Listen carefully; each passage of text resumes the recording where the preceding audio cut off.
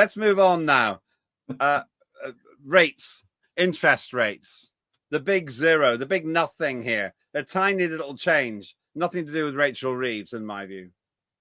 No, look, this is complicated, and forgive me for being more boring than I normally am about this, because the Bank of England are treading a tightrope. And it was the closest vote there's been, I think, in history from the Bank of England since it was set up to set interest rates. They even had to move to a second vote to be able to get a result. There were those that said, look, things need to stay the same as they are because inflation is going beyond the Bank of England's target. And then there were others, in my view, quite rightly, that said, look, maybe we've put too much weight on this inflation target. There are other signs that the economy is just not growing. We need to get more money into people's pockets so they can actually start to spend, to create jobs, to create wealth. And they were the ones that were arguing that to get more money into people's bank accounts, you need to bring those interest rates down a bit. Now, there was a prediction that maybe there would be a couple more towards the end of the year.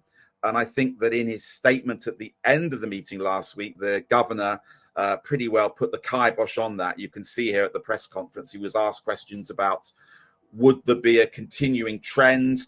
And he was very cautious.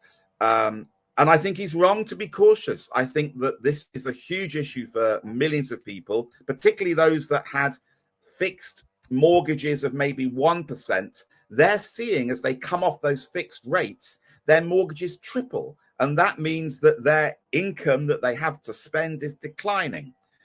This is a very, very difficult situation. And I think there'll be a lot of people watching who hope that the Bank of England are more flexible. They can we just go back and just hear in this clip? I'm just wondering if the team can just rewind that and just play it, because I want to hear what he had to say.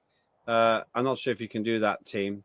Price and wage pressures have generally continued to abate in recent months, and that's allowed us to take another step today in reducing bank rate. But the picture is more complex than that.